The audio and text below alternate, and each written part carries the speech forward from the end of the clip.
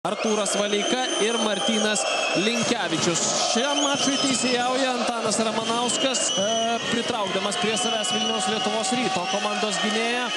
Suteikė puikų šansą Lukas. Martynas Gecevičius atkovoja kamuolį, greitai pereina vidurio aikštės liniją, sulaukė Kavaliausko užtvaros. Ir čia 2-2 tiksliai viską padaro Vilniaus Lietuvos Ryto krepšininkai ir į Prienų Tonybet komandos 4 taškus iš eilės be atsako. Atsako tuortrauką, na ir po to vaizdas jau nepasikeitė. Po 15 minučių pauzės ir Vilniaus Lietuvos Rytas sužaidus beveik 5 minutės pirmajame kėlinyje. Omaras Kukas iš vidutinio Prienų Tonybet krepšininkai paliko laisvą Lietuvos Ryto žaidėją ties 3 taškų liniją.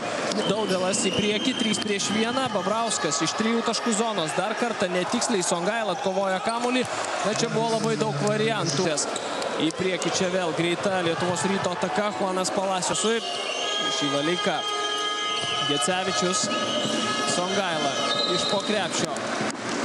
Sugeba papasakoti savo komandai pauzės metu, o klaidos pasipylė kaip iš gausybės rago. Juanas Palaciosas krauna kamuolį iš viršaus ir dabar jau galutinai panaikina tą 9 taškų skirtumą, kuris buvo prieš tai. Omaras Kukas čia nepagailėjo prieš šeimininkus. Klaidų labai daug, žvelgiant į paskutinės 10. Gecevičius, Palaciosas iš po krepšio 7. Kavaliauskas taip pat jau sugrįžo į žaidimą kartu su Oreliku ir Babrausku. Ir iš karto Antanas Kavaliauskas nieko nelaukdamas. Orelikas. 2. Gedimino Orelis susikrauna dviženklę persvarą. Kavaliauskas iš viršaus. Įspūdingas Antano Kavaliausko dėjimas iš viršaus.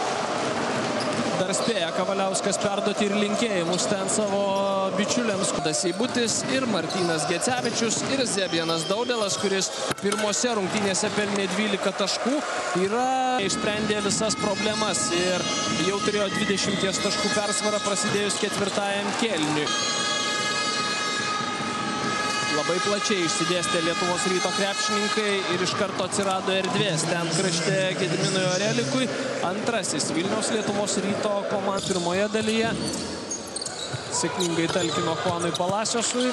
Tiksliai per stipriai, 2 prieš 1. Juanas Palaciosas iš po kamuolys arba išsisuka iš krepšio, arba tiesiog pašokinėjant lanko jį neįkrenta. Tolimas metimas, vėlgi atšaldantis aikštės šeimininkų emocijas. Steponas Babrauskas perima kamuolį, Palaciosas pasaugojo Babrausko užnudeitų statytų užtvarą.